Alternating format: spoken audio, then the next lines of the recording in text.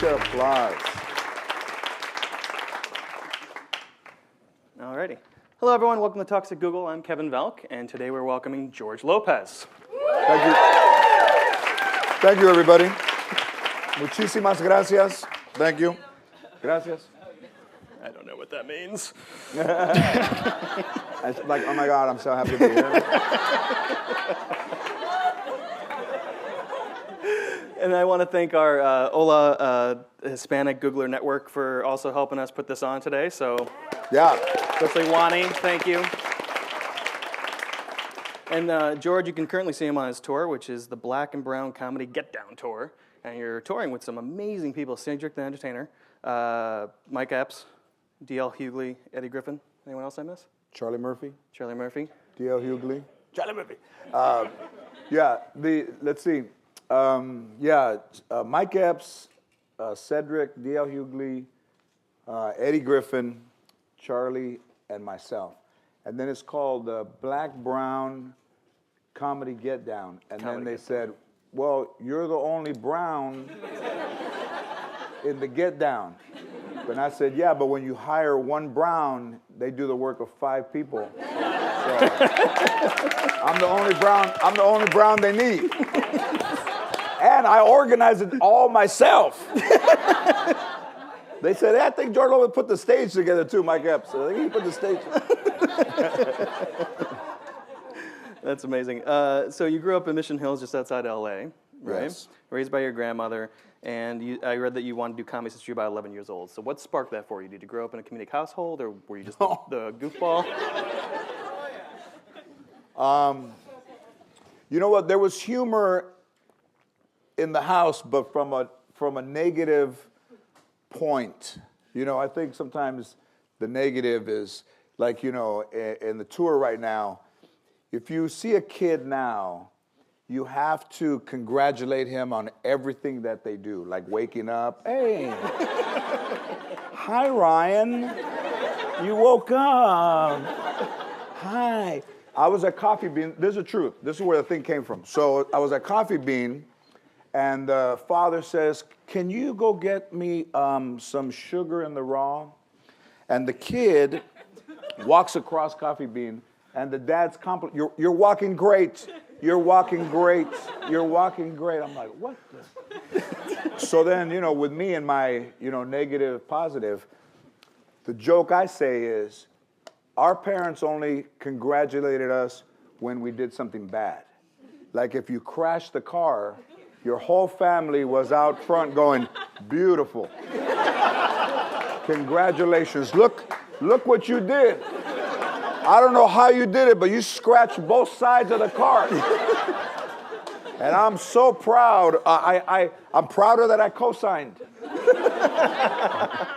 But, you know, it's an easy, you know, like the formula for the comedy came from the, you know, tough place where I grew up, but also because everything was, sometimes when things are kind of like not going well, it's the funniest. You know, my grandmother, who I miss like every day, I never thought I would miss her that much. She told me, when I'm gone, you're gonna miss me.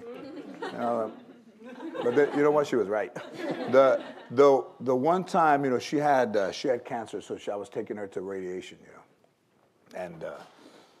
and we get to the place, and I said, okay, Grandma, you got to go in there. She goes, I don't want to go in there. I said, okay, Grandma, you have to go in there. The doctor's waiting for you.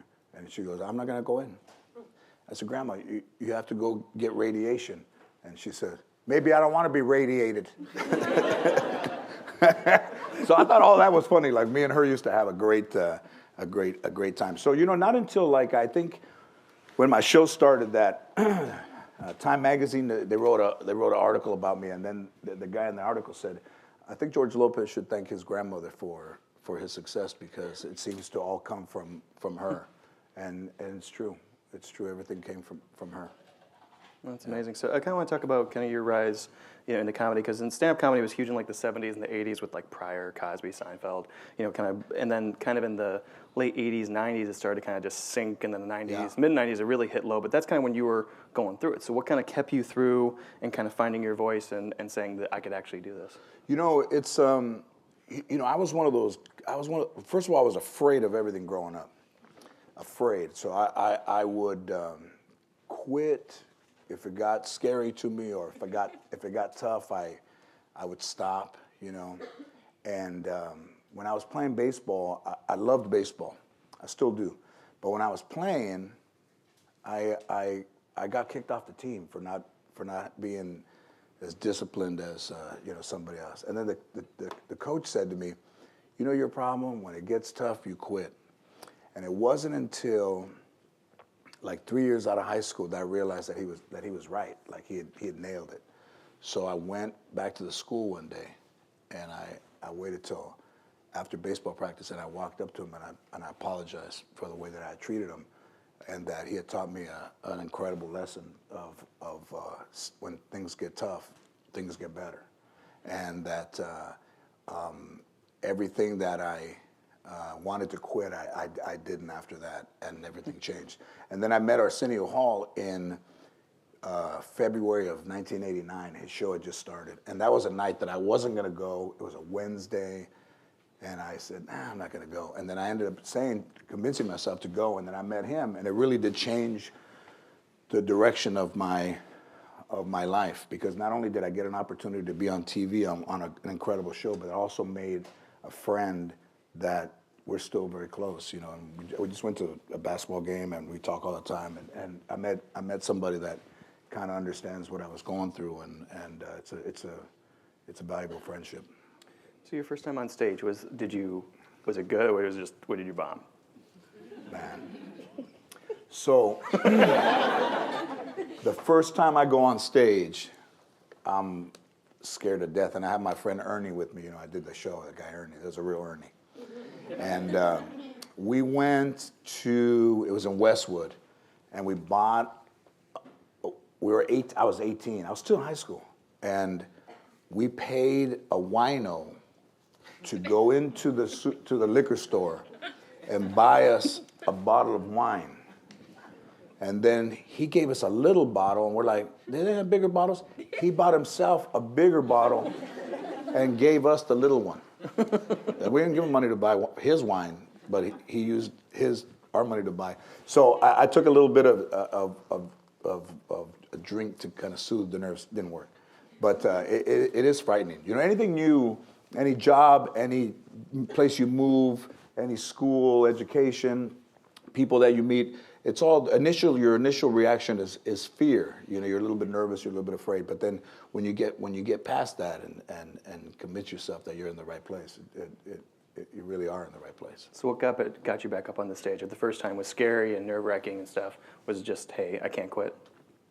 You know, I always felt like I was a little bit different. You know, like than everybody that I had grown up around, and even people in my family, that I just felt a little different. It wasn't through intelligence, no, but I just felt a little different in the way that I thought, you know. And I started to write notes when I was 11 years old. I still have some notebooks from when I was 11, and yeah. So I always thought that I could be different. Like I felt different, even when things weren't going good. That I always felt that I was different. So did you have a mentor kind of going through the comedy circuit, someone who kind of took you under your wing or their wing? Well, you know, I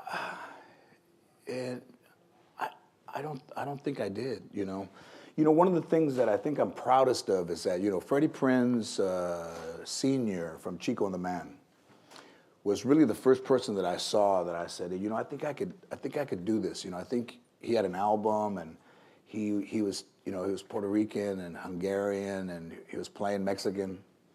And then I said, you know, I think this is a possibility. You know, so I started to focus on him, and then, you know, he committed suicide in 1977, and I was in 10th grade. It affected me a lot, you know, because I'd been in love with him, and then the first real loss that I ever felt in my life, that somebody that I admired was gone. And then Richard Pryor, you know, was somebody that I watched, and you know, my grandmother was not a fan of the African American culture. So the only black person that my grandmother allowed into the house was Richard Pryor on a VHS tape. That was it. All my friends would have to stay outside, even though when she left to work, they brought them inside. But she was very backwards in her thinking. But then also, I think I told a story. This is a true story. Like when my grandmother started to get dementia and a little bit of Alzheimer's, I didn't put her in a home. I kept her in the house. But then I needed to hire nurses. And I said, I think I'm going to hire black nurses. So that my grandmother will learn a lesson in race before she goes. Right? So I called a place and I said, I need some nurses. And they said, what kind of nurses do you need? I said, black. And then the lady goes, sir, we do not give out our nurses by the color of their skin, but their qualifications. What kind of qualifications do you need? I said, no, they have to be black. And she's like, who is this? And I said, it's George Lopez. And you know what the lady said? How black? There's the money. I swear to the how black. I said, now we're talking. And then I had some. And the greatest thing is my grandmother they would sit next to each other and watch TV and say, this is my best friend. And then I would be like, she never told me I was her best friend. But it worked out. It worked out. It worked out. Yeah.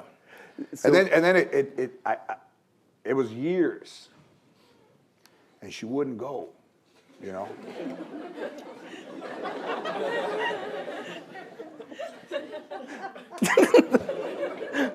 So I told her one time, she had a heart thing at the hospital. I said, Grandma, you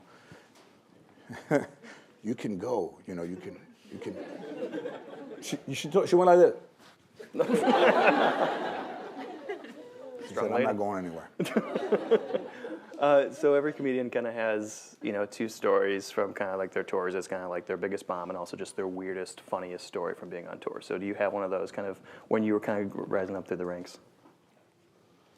Or your most memorable moment? I got a gun pulled on me one time in an alley in Indianapolis. This took a dark turn. Yeah. I had a gun. Terrible questions. Seriously, I had a guy pull a gun on me. He didn't like what I was saying, and he says, get on your knees. And I said, literally, I said, I'm not getting on my knees. He goes, get on your knees. I said, I'm not gonna get on my knees. And then he said, I remember he said, I'm not going to shoot you because I believe in apple pie and America or something like that. The Chevy slogan? Apple pie. So he says, get out of here. Like he says, get out of here. And he says, run. And I'm like, I'm not going to run. So I didn't get on my knees because I'm not going to do that ever. And then I didn't run because, I'm Chicano, I don't run. And then the minute I turned the corner, I took off. I ran out of my jacket. I was running and my jacket came off. I looked back, I just kept running. I ran out of my jacket. I was running so crazy, my arms were flying, my jacket came off. And then I didn't go back to get it. I never ran out of my jacket. But he didn't see me run. He came around looking for me, but I was gone. Every time I hear hearing your stand-up, it seems to be all new material. I know a lot of comedians, like Seinfeld, he mixes kind of like his greatest hits with new stuff, and Louis C.K. kind of starts fresh every time, kind of goes on tour. So what's your process for coming up with material? I kind of weed stuff in and out. There's things that are like synonymous with and I don't even know if they're really jokes per se, They're stories. They're, kind of recollections. Like there's the Jack in the Box one. The Jack in the Box one started because in Sacramento, after we did the punchline, I went to Jack in the Box, and I roll up, and the guy's like, "Welcome to Jack in the Box, can I kill you?" I'm like, "What?" And the guy's like, "Welcome to Jack in the Box, can I kill you?" I said, "Is this Jack in the Box?" He's like, "Say, Jack in the Box, can I kill you?" And I said, "Yeah, can I have just the way it laid out the joke, can I have a jumbo jack? You want a jumbo jack?" And he goes, "Get him, frame fry. Frame fry." I said, and then he's like, "Papa frita, stupid."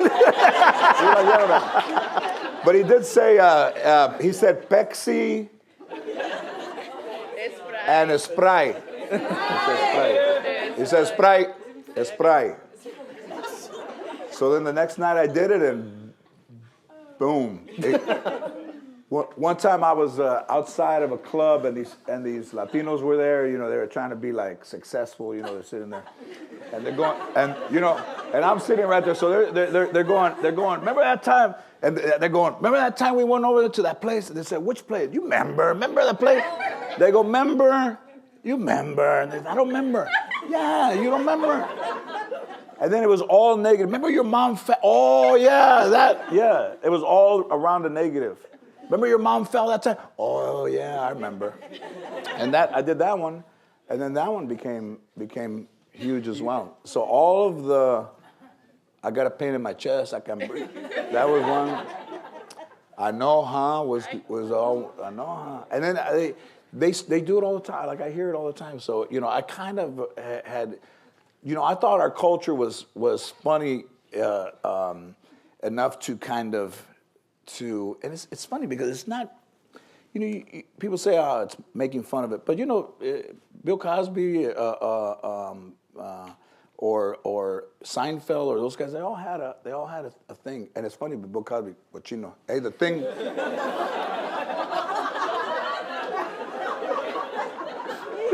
Next question. So. I said he's almost like in the Silence of the Lambs. It puts the lotion in the basket. So Sandra Bullock and her production company, they gave you your big break on TV. One of her Sandra scouts. Bullock did, yes. Yeah. And I did not know that. That's really, really cool. So she was kind of noticed that there wasn't really a true just Hispanic television show. She lived in Austin. She lives in Austin, right? And she fell in love with the culture, and she started to say, "How come there's not?" I think she had done Miss Congeniality, and then I think her mom was not well, and she had kind of become distant from acting, you know, because she was taking care of her family. So then, she actually had a show idea that was about teenagers, like Latino teenagers, and they wanted me to be the father of these teenagers. But the father had he wasn't the lead of the show, the kids were. So then I got her to come and see me do stand-up, and after she came back in and she goes, "Forget my idea. I want to do what's in your act, because that's the better story, you know." And then I did the grandmother. My grandma's name was Benny. The lady on the show was named Benny. My best friend was named Ernie. The guy was named Ernie.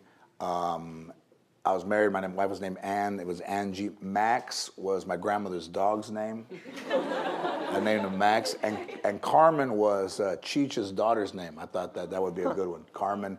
And then the Powers Aviation. I worked at a place called Powers.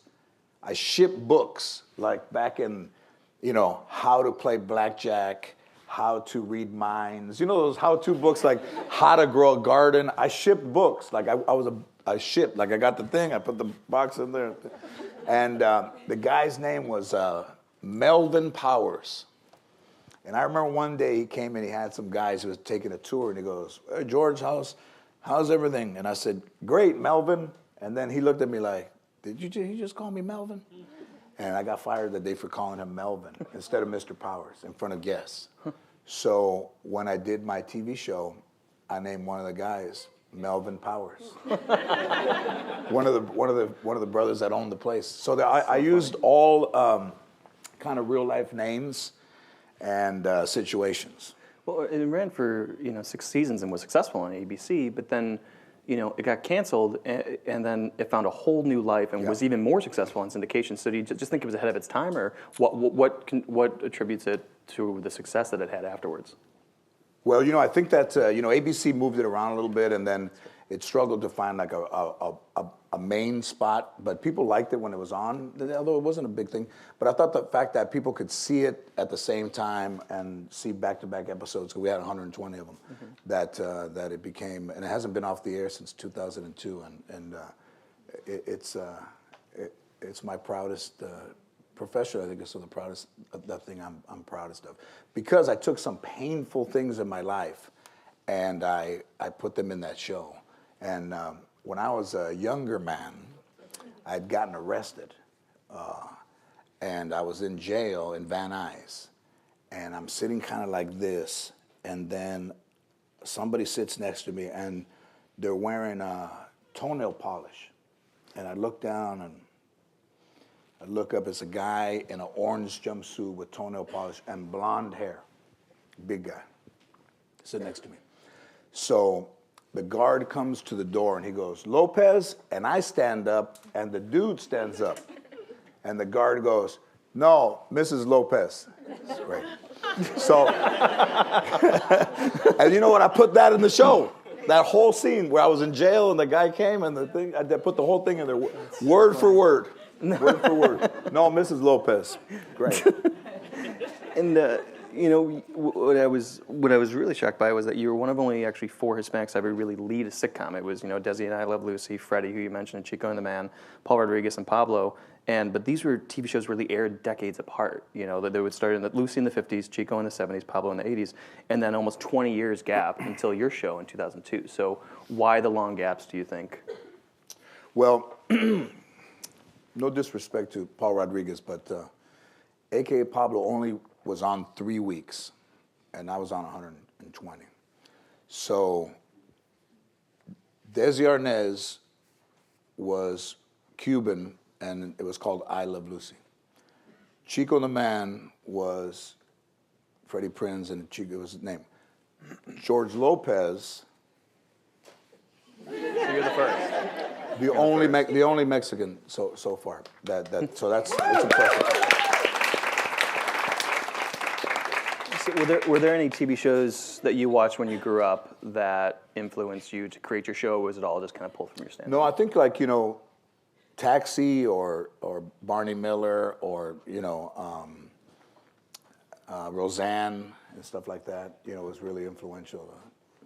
Seinfeld and so. It's interesting, you never know what you put out to the universe. Like, you never really think about people can make themselves sick by worrying, and people can make themselves better by being happy and being cheerful and being positive and being kind and just, putting out positive energy. I used to watch Drew Carey and Bruce Helford. And Drew Carey created the show, and I would say to the TV, I would be like, because I knew Drew Carey, I would say, "Man, where's my Bruce Helford at? Where's my Bruce Helford?" So when I did George Lopez, I did it with Bruce Helford. Is that crazy? Yeah. And then I told my wife, the story about Bruce Helford. Then one time we were doing interviews, and I was in the hallway, and he was on the TV in the hallway talking about me, and I started crying because I was like, there he is. Yeah. Wow. How are you able to, because you appeal to such a diverse audience, is that a conscious decision, or are you just kind of just what's funny is funny? Well, listen, if you look like this, anybody could look like Mario Lopez and be successful. Try looking like this. You got to be funny to be successful and look like this. So I just thought that, at first people thought it was really kind of Latino-based humor, and then if you look at it now, it's very social and economic, levels of, things that we did, and you look at things that, Latinos do just in general, like, you have a dining room table with every chair is different.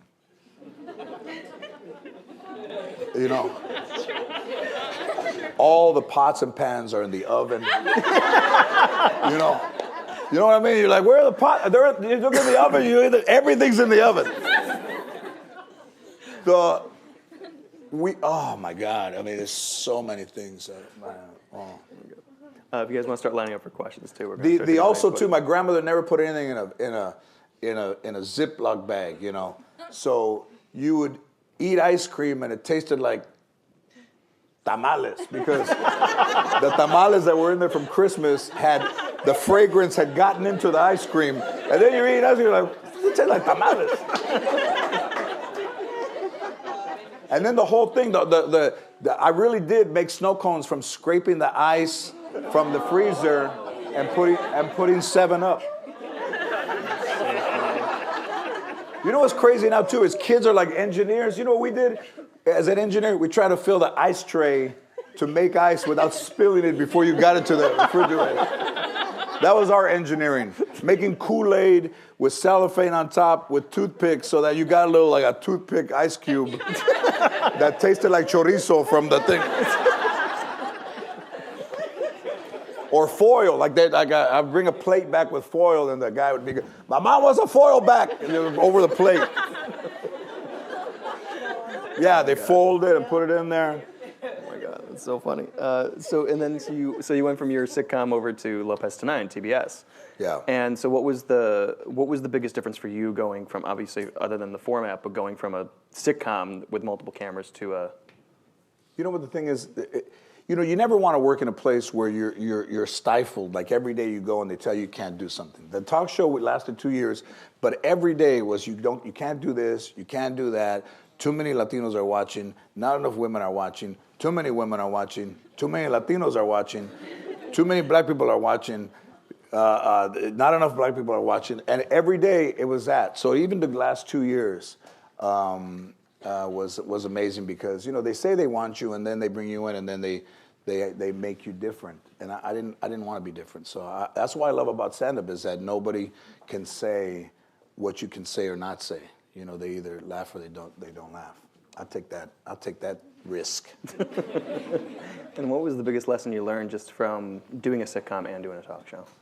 You know what? You learn that you learn to be dedicated to your work and to be prepared all the time. That this business is tough enough for anybody of any color, but the lack of preparation or the when you're not sufficiently educated or prepared can hurt you, and then you think it's because of you or what you are, but really it's just that you're just not prepared. So it taught me to work while people were sleeping and to write while people were resting, and I dedicated my work to myself, and it worked out. Yeah.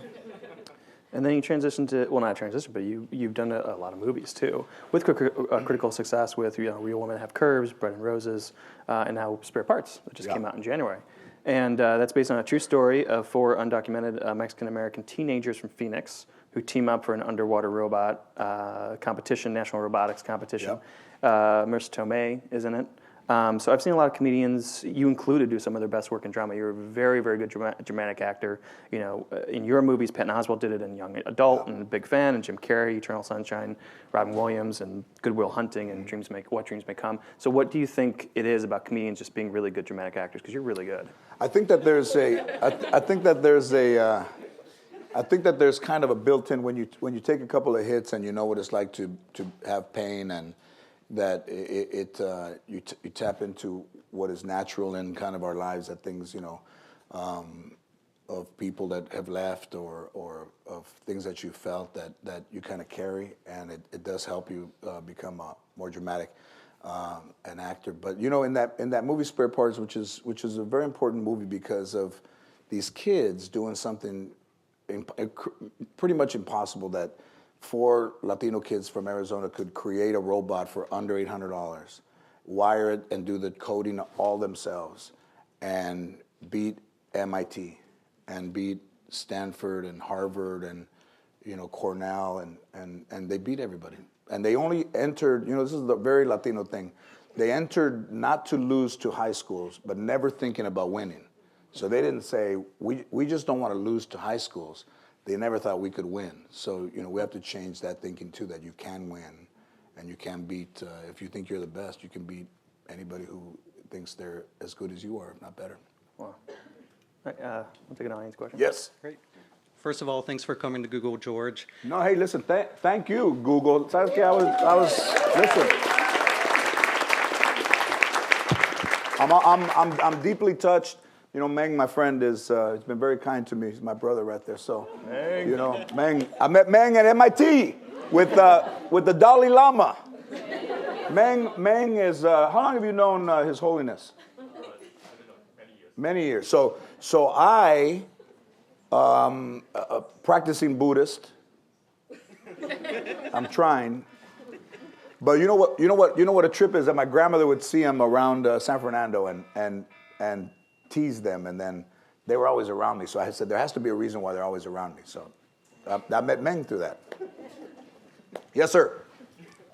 Thank you for coming to the Pebble Beach tournament as frequently as you do. You and Bill Murray make the tournament, so please continue coming to that. I love golf. You know, I never would imagine that I would be a golfer, but you know, it taught me things that a human being didn't teach me. We got a mini putt-putt out here. Yeah, I'll go over there. So George, I'm not much on the links, but I happen to be a professional mini golf player. So Nice. I challenge you to a one-hole challenge, winner take all, prize, What are those, pajamas? an Android onesie. A one piece? That's right. All right, after we're done. It's on. All right. Thank you, sir. Fuck yeah. I won't lose. Now that there's a flap in the back también. I need that. See Hector. If it didn't have the flap, I'm not sure I would play you, but that is a flap. Next question. You talk a lot about, or you did it earlier, about fear, and I'm thinking about Latino households, especially those without a lot of resources, just how much heartache there is, because it's tough. It's tough for parents, it's tough for kids, yet that humor is there, and that like resilience, and that like, even if you're never given positive reinforcement, like other families are, people make it. And I'm wondering I just feel like that anxiety and depression are so prevalent, and humor is such an antidote for that, and just wondering how you think about, your ability to influence. I'm thinking about dads out there who are like, they're beating, down their own demons and trying to raise kids and not transmit that pain. What are your thoughts?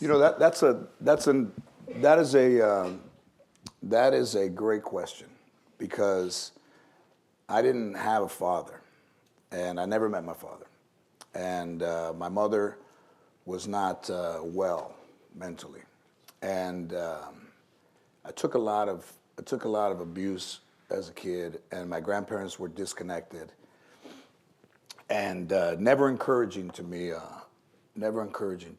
and I just didn't want to become what I had seen or was seeing.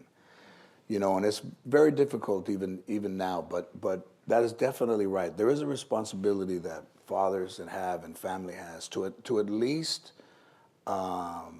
encourage or talk to or not talk at or scream at children, and because a wound, it stays with you, and then something kind stays with you too, because I was always the darkest of anybody of my friends, and I always felt bad about it.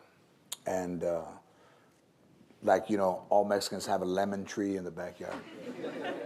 So I used to rub lemons on my arms to try to lighten my skin. Didn't work.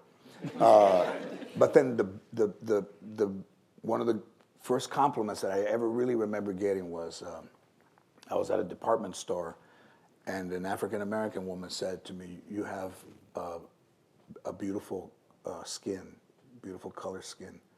And I never forgot it.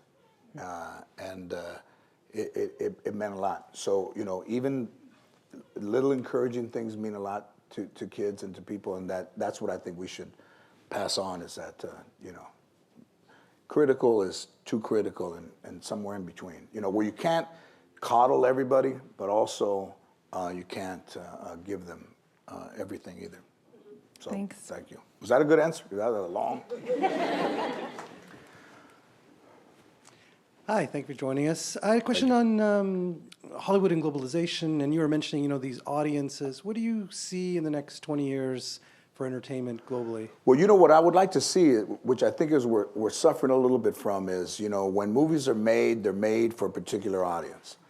And you look at movies that are predominantly all white or movies that's predominantly all black, and I think we have to start to incorporate, instead of, trends of actors, an actual diversity of actors in movies when they cast movies, that it looks more like real life. Woody Allen does movies and there's never anybody of any color in the movies, and it's a little bit a disservice. You see a guy that's such a great filmmaker and he chooses to do a movie like that in New York and it doesn't look like New York. So incorporating diversity, and I don't think there's even an organization that makes sure that there is diversity in movies, but the producers and the people that write and the movie studios have to be more responsible in getting a more of a mix of what looks like Asian and what looks like the world looks like. So absolutely. And then when I did my show, I tried to include everybody. I think that's one of the reasons why it's so successful is that I tried to include everybody and not exclude anybody, but include. Like, with my humor, it may at times look like it's divisive, but it's meant to be inclusive to where we say, we're here too, we matter. The Mexican director won an Academy Award for Birdman. And then everybody's pissed off because he's Mexican and he's from Mexico. And even Sean Penn, that's cool. If they're friends, that's all right. But to say, who gave this guy his green card as a joke, maybe, in a bar, but not at the Oscars because it's hard to tell if that's a joke or not. And, even though they're friends, this and that, there's a place for it and a place not for it. But, Donald Trump, so you see Donald Trump like Captain America. He says, Mexico is sending over criminals. We're not all criminals. Some are, most aren't. But then he's like, we got to close the border. This guy wins an Academy Award. And he puts in a tweet, Mexico, pay me back the money you owe me. So I tweeted him back, listen, if you ever lend money to a Mexican, you don't get it all right away. You're going to get installments. And I put hashtag, I get paid every 2 weeks. Hashtag, I have my daughter this weekend. Hashtag, I'll pay you next time I see you, child. So, there's humor in that. But in ignorance, I think, is the enemy of us, not anybody of any particular color. I think ignorance is the enemy, not people. Well, I read people, I guess. I read an article, and it must be true because I read it. But Hispanics comprise the fastest growing demographic in the U.S. box office. So they're actually contributing almost 20% of the U.S. box office revenue of all movies, and they represent only about 17.5% of the population. So it's huge, and it's interesting that movies just aren't is that politics of Hollywood and stuff, or do you want to change it? Can you change it? I think I can. I think if I produce Spare Parts. It's harder to find movies like that, but. You keep doing movies and then we did Rio, probably made $1 billion, both movies, and the director was from Brazil, and he had great music. I mean, great music. And he actually wanted me to try to speak with a Brazilian accent. And I tried, I had a coach, I'm like, oh my God, this isn't gonna work. And then thank God that Fox told him, listen, if we hire George Lopez, we want that bird to sound like George Lopez. Thank God. But I've done a lot with the voice. The voice is I was going to ask you very recognizable. Very recognizable voice that I didn't think anything of it. And then sometimes I'll call a place and I'll say, hey, what time do you guys close? And they're like, who is this? But in those movies, in the Beverly Hills Chihuahua and what else? Smurfs. I'm a Smurf, like a Chicano Smurf. Grouchy. Doesn't fit you. And I think they had him like that too in one picture. Do Do you enjoy doing the voiceover work in a booth? You know what I do? I enjoy contributing to have, so kids have something to watch, you know, that kids have something to watch. It's important because I never thought of myself like either a leader in any way or more important than anybody else, but I always respect the past, you know, like I have a star on the Hollywood Walk of Fame, and I got it the day that the show had the 100th episode, that day, and the guy said to me, I think we want to put a star into the Walk of Fame. And I said, I can't do it. I can't go in until Freddie Prinze goes in. And then he said, I think he's in. And I said, I don't think so. So they checked and he wasn't in. And I paid the money so that Freddie Prinze could have his star. And I was there and his son was there and his ex-wife was there and his mom was on the phone from Puerto Rico and crying and the mom was, wow, man. Because, you know, everybody kind of forgot about him. And the mom said to me, if Freddie was alive, you guys would be friends. And I was like, it's nice. Powerful stuff. I'm not crying in Google. Nobody cries in Google. No. Someone give him a hug. I'm going to go somewhere. I know. Why are you crying? All right, so that one, now I'm over. Now I'm over. So the next one I did was that I had to do to honor, you know, the thing was that Richard Pryor had a statue in Peoria that was half done. And then I asked all those guys to help me raise the money to get the statue done. And we raised the money, and I think the statue is going to be unveiled in May, completely done in his hometown in the thing. So I've done that to the people that, you know, inspired me. That was Awesome.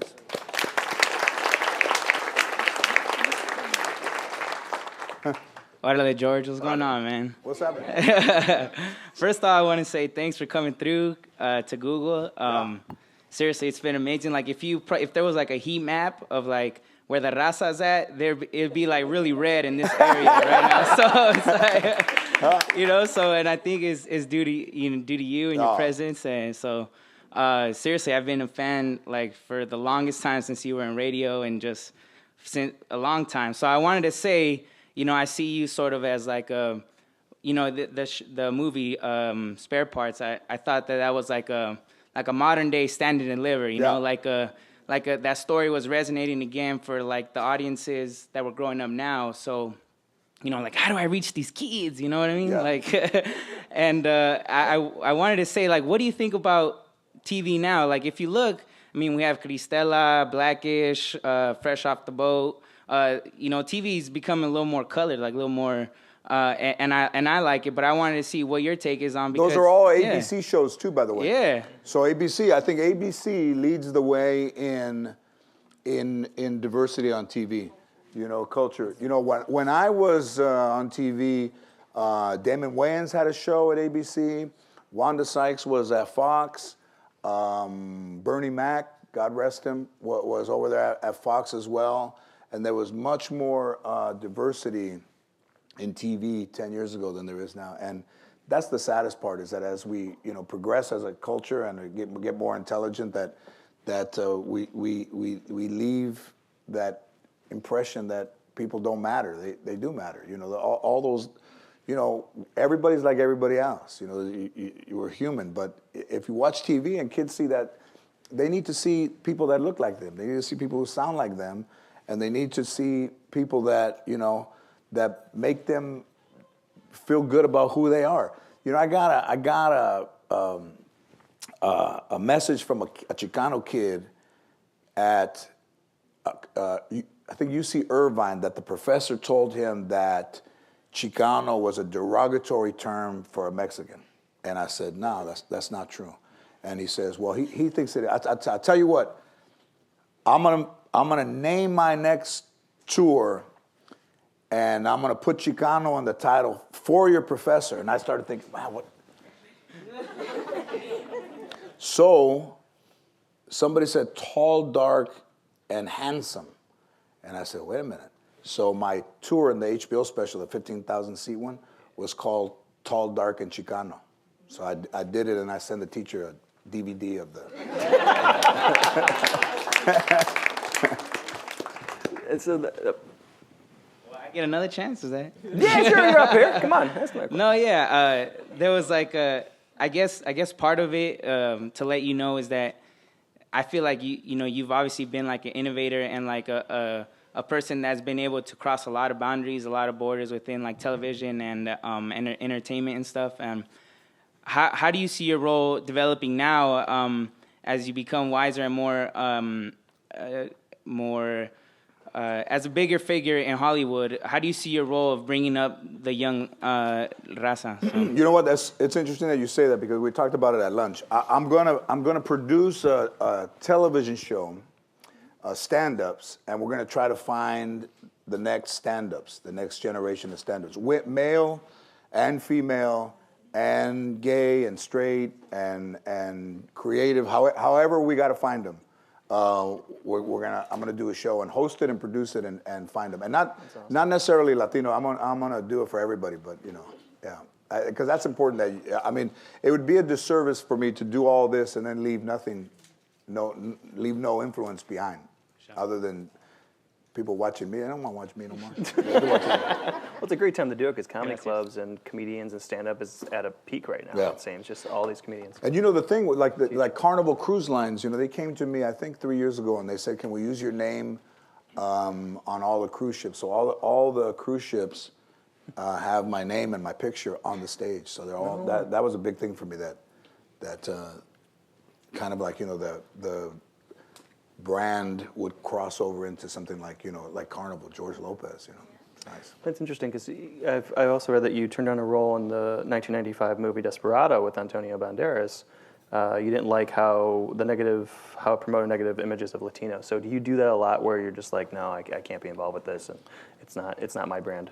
You know what, I do, because for me particularly, I can't do it. So, when that movie, it's funny because you always get your integrity, your questioned. Like I remember I read for the movie, Salma Hayek's in it, Antonio Banderas is in it, Robert Rodriguez is directing it. So they called me and they said, "Hey, they're offering you a part in Desperado," and I said, "Yeah." "What part?" And they said, "A drug runner." And then I literally said, "How much drugs and how much running?" but I turned it down. Yeah. And then Robert and I became friends, and he understood completely. But for me, I mean, everybody has to do what's right for them. I couldn't do it. Yeah. Hi, George. It's really nice to have you here. Thank you so much. And you thanked us, but you need to know it's a really big deal for us to have El Más Chingón at Google. It's huge. So thank you for coming. And you have a room. I like the El Más Chingón title. I like that. That is super official. Many of us like to call ourselves chingonas. Thank you for your leadership. Yes. And my question, though, is you mentioned earlier you used Twitter to respond to Donald Trump, which is awesome. You're really using technology to voice your opinions and represent your community. You have a room full of a lot of Latinos at Google and our friends, so it's really cool to hear that you're using technology as a platform for your voice. And I'd love to hear what you think about social media, your use of maybe even YouTube. How is that a part of your life and maybe even your strategy to think about your work? It is an important thing. There's a kind of a free association in Twitter that's a little bit mean, like bullying and things with kids and things that are very hurtful.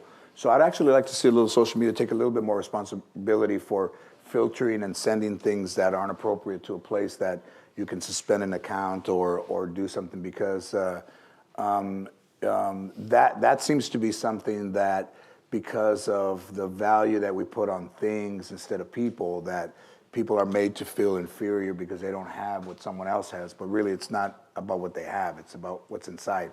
So there is kind of a mob thing going on with social media. But as far as I'm not going to say the F word, Google Plus, Facebook.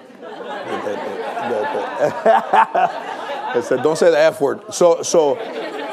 But I'm gonna get on Google Plus and I'm gonna build that. Then I'm gonna get the glasses and I'm gonna live in my house, but go all over the world.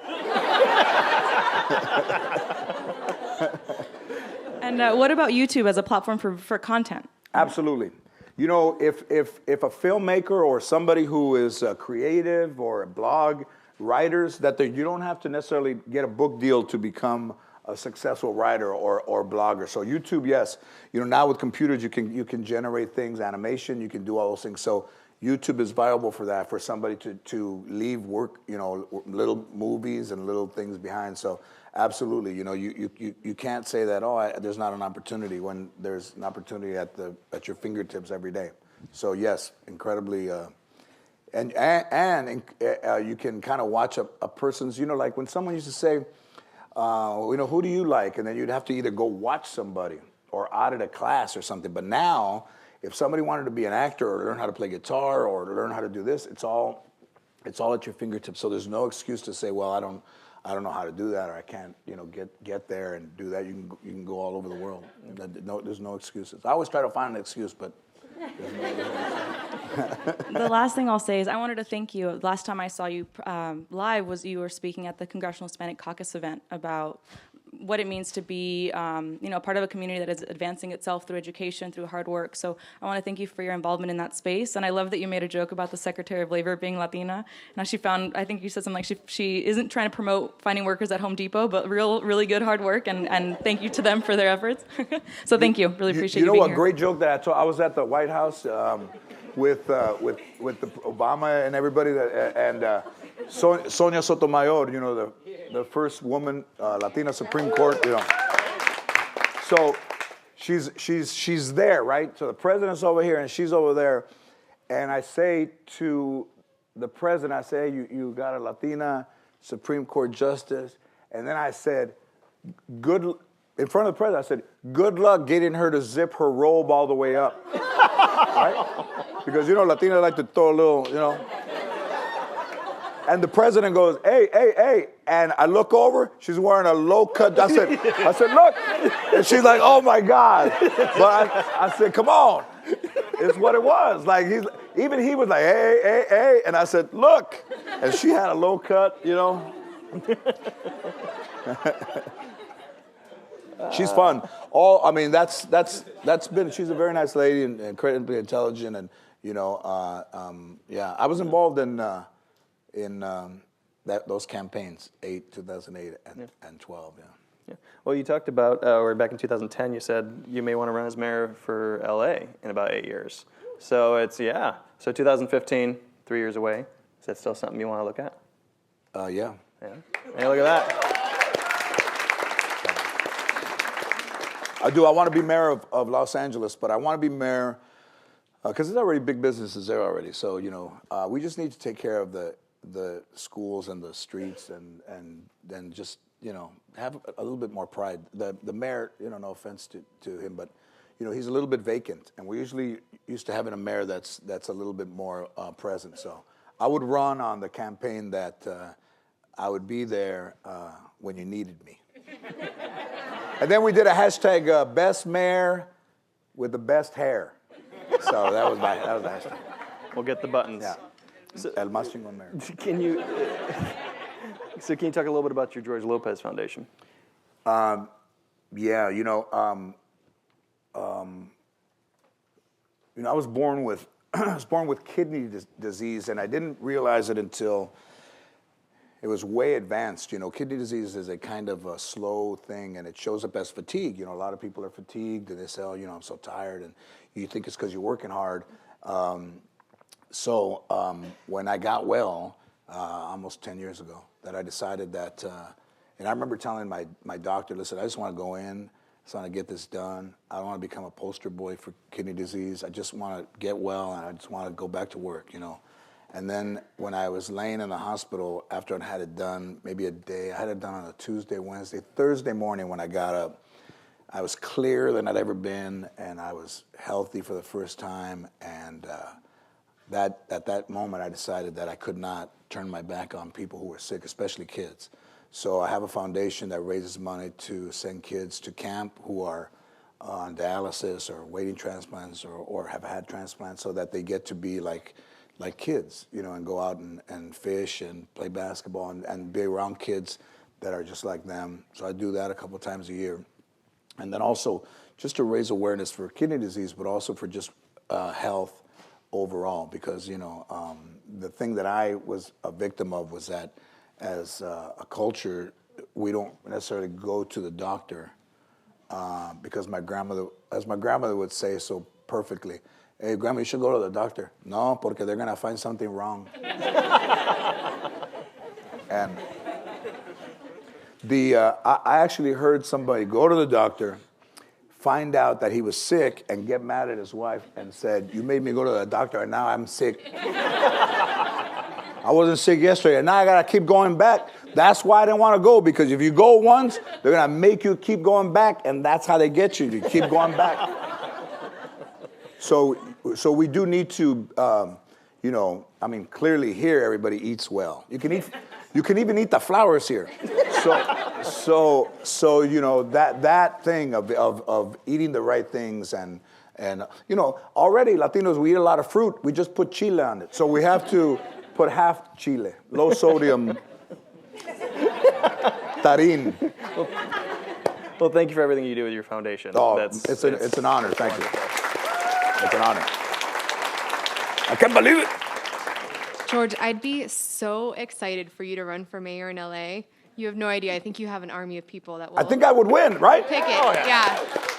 You know, Arnold Schwarzenegger became governor. He didn't know nothing either. I talk like that now. You get down.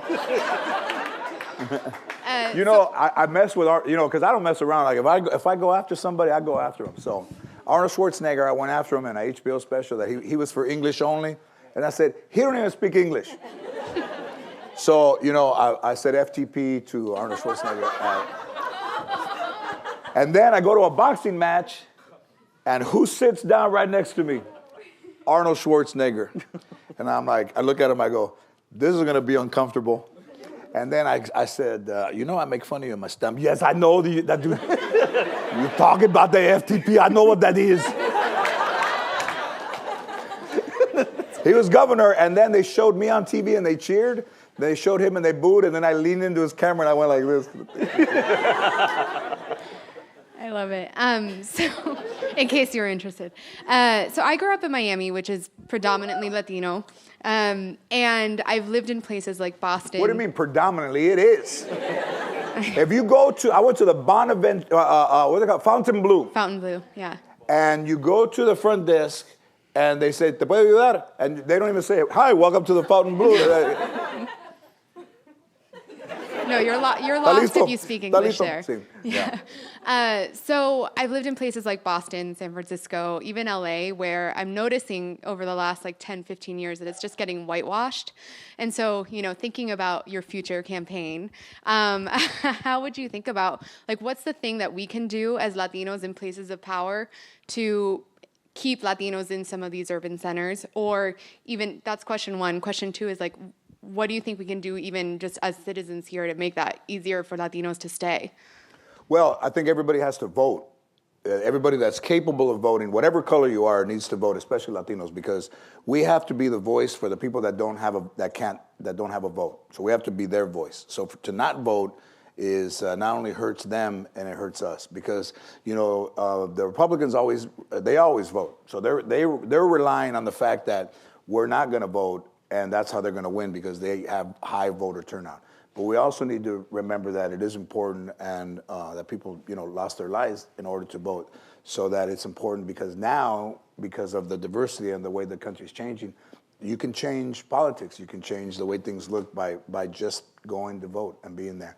But also, in the first part is that you need to, you know, we talked about mentoring people and looking out for people and asking questions of them and you know, leading them to places where they can get information and just being almost not a mentor so much as being supportive of somebody, you know.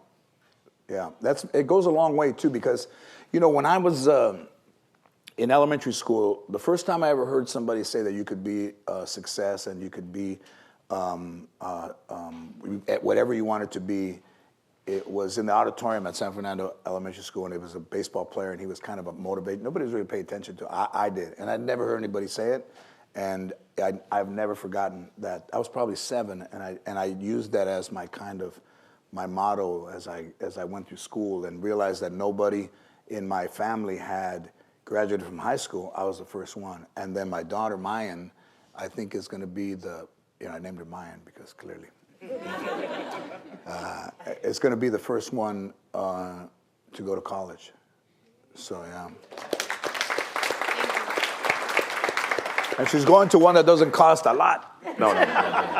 But that's, that makes me proud, is that she, wanted to do that. And so just one final question. It's kind of cheesy, but like if you could tell your younger self anything, what would that be in terms of the advice? I would probably say, don't be afraid. You're gonna be great, and always believe in yourself and trust your own instincts, because we all have great instincts that we come with, and if you rely on those to guide you, because it is that good things. And if you make a mistake, it'll be your mistake. And if you achieve success, you can be incredibly proud of yourself for taking a risk and trusting your intuition. So I would say to trust yourself. Wonderful. All right. Thank you, George, for being here. Thank you. Thank you, everybody. Thank you. Thank you, everyone. You guys are great. See you next time. Thank you so much.